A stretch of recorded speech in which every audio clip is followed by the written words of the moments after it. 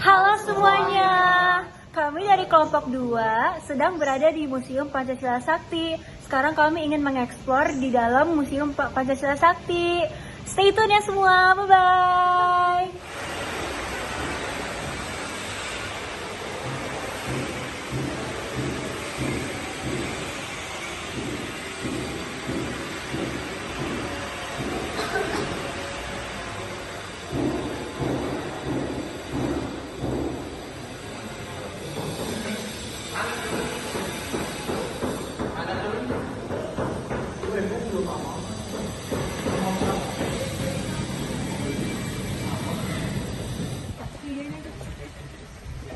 Hah? Sini?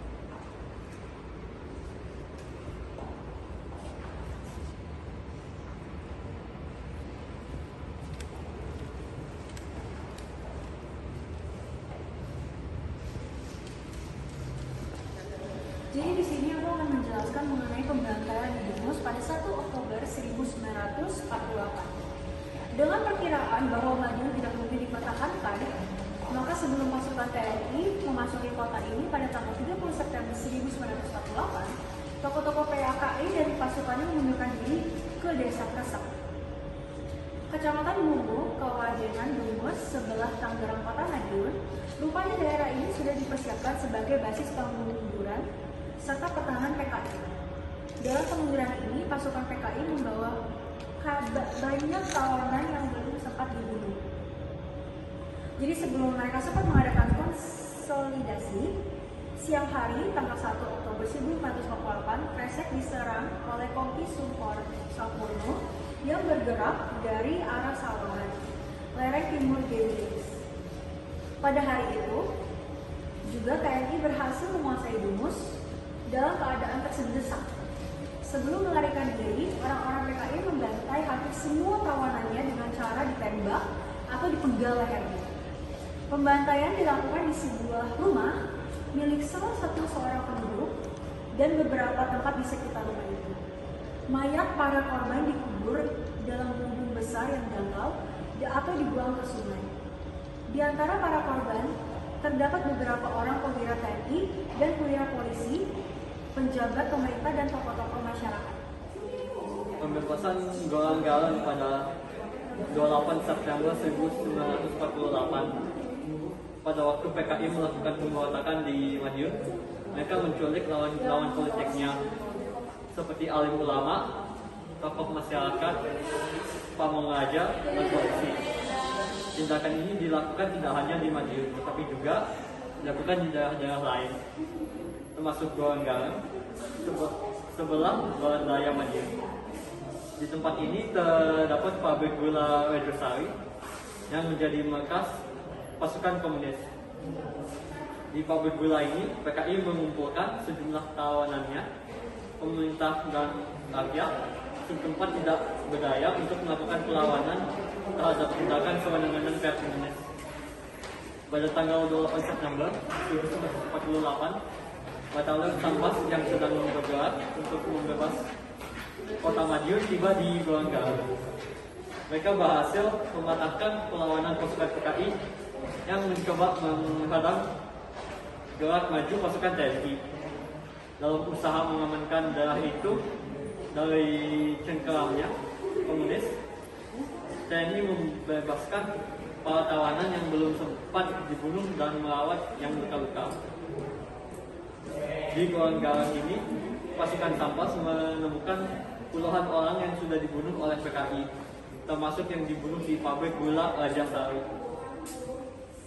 Jadi di sini ada pemberontakan PKI di Madiun pada tanggal 18 September 1948. Setelah gagal menjatuhkan Kabinet Hatta melalui cara parlementer, maka organisasi-organisasi yang berhaluan komunis menghimpun diri dalam Front Demokrasi Rakyat PDRI. PDR melakukan aksi-aksi politik dan tindakan kekerasan. Aksi itu miskin meningkatkan ketika musuh yang baru kembali dari Moskow mengambil ahli pemimpin PKI. Musuh menuduh Soekarno-Hatta menyelenggarakan namanya perjuangan bangsa Indonesia. Sebaliknya ia mengajukan tesis yang berjudul Jalan Baru untuk Republik Indonesia. Pada saat pemerintahan dan angkatan perang pemusatan perhatian untuk menghadapi Belanda, Partai Komunis Indonesia melakukan pengkhianatan. Didahului dengan kampanye menyerang politik pemerintah. Aksi-aksi teror mengadu domba kekuatan bersenjata, sabotase di bidang ekonomi dini hari pada tanggal 18 September 1948.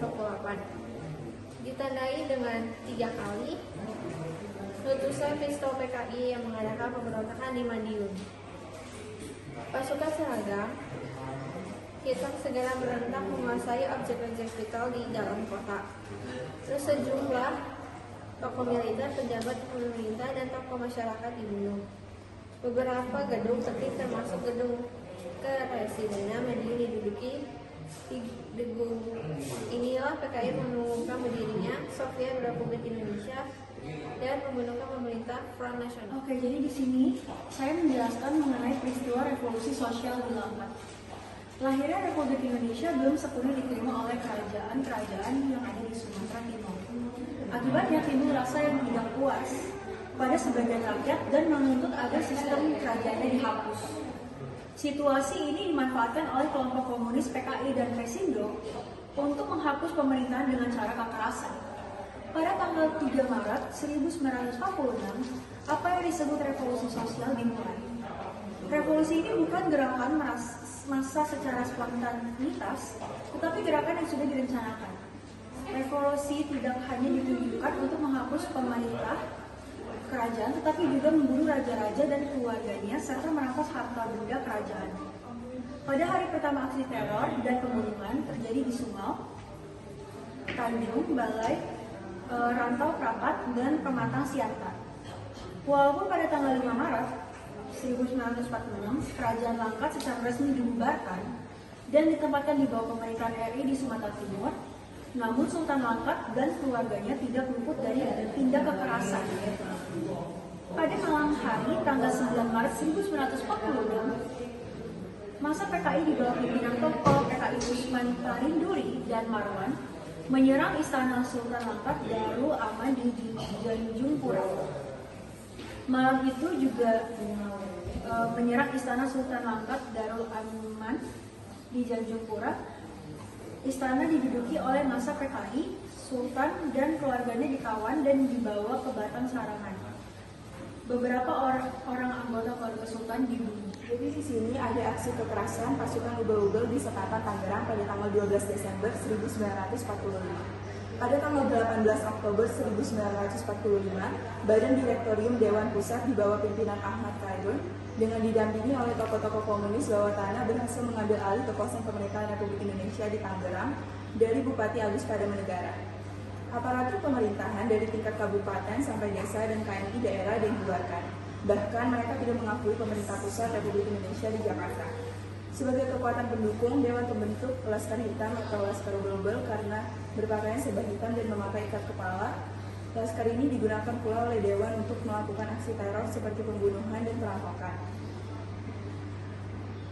Penduduk Tangerang dan sekitarnya antara lain di Sepatan, Mauk, Kronjo, dan Kresek pada tanggal 12 Desember 1945, Laskar Hitam di bawah pimpinan Usman melakukan perampokan harta benda penduduk desa Sepatan dan pembunuhan di berbagai tempat. Di Mauk, mereka membunuh seorang tokoh nasional Otto Skandar. Jadi di belakang saya ada peristiwa pemogokan buruh Sarbupri di Belangong pada tanggal 23 Juni 1948. Salah satu usaha PKI untuk menjatuhkan di bawah pemerintahan RI adalah mengacaukan perekonomian perekonomian melalui aksi pemogokan buruh. Pada tanggal 23 Juni 1948, lebih kurangnya 15.000 buruh pabrik, goni, dan 7 perusahaan perkebunan kapas milik pemerintahan di Belangu di Klaten melancarkan aksi mogok total. Mereka adalah anggota Serikat Buruh Perkebunan Republik Indonesia Sabukri, organisasi buruh di bawah naungan Sentral Organisasi Buruh Seluruh Indonesia, SOPSI, organisasi masa PKI. Mereka mengajukan tuntutan kenaikan upah. Hal ini sulit untuk diterima oleh pemerintah sebab negara sedang mengalami kesulitan ekonomi yang parah. Dalam masa mogok itu, seorang pemimpin Sobasi Maruko Darussaman berpidato bahwa saksi menyetujui aksi itu, bahkan menghasut Belakang saya terdapat miniatur dari pengacauan di Surakarta pada 19 Agustus 1948. Untuk menghadapi pemerintah RI terhadap kegiatan pemberontakan di Madiun, PKI dengan sengaja menciptakan suasana kacau di kota Yogyakarta, pusat pemerintahan RI. Terbunuhnya Kolonel Soekarno, Panglima Divisi 4 Penembakan Senopati, oleh orang yang tidak dikenal pada tanggal 2 Juli 1948, semakin memanaskan situasi. Selain itu, juga PKI berusaha menciptakan suasana tidak aman dan tidak tentram dengan masyarakat. Malam hari tanggal 19 Agustus 1948, ketika berlangsung pasar malam Srewedi dalam rangka ulang tahun kemerdekaan RI, PKI membakar ruang pemeran jawatan pertembangan. Namun api dapat dicegah, sehingga tidak merembet ke tempat lain. Akibat kebakaran itu timbul suasana panik di kalangan pengunjung dan jatuh korban 22 dan menderita luka-luka parah.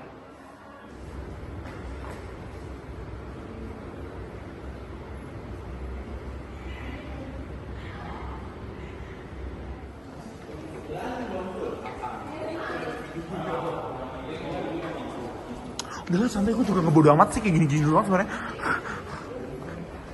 Ini sekarang ya? Bukan sekarang, ini sekarang.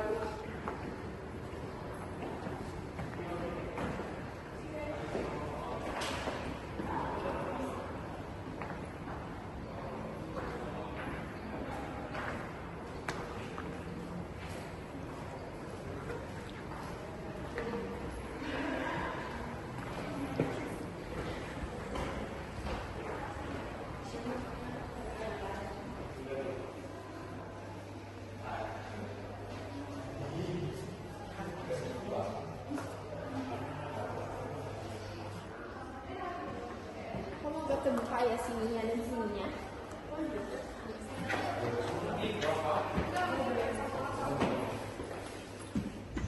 Halo semuanya, kami dari kelompok 2 ingin mengucapkan terima kasih karena sudah menonton video kami study tour ke Museum Pancasila Sakti. Thanks for watching guys, jangan lupa like, subscribe ya, bye bye.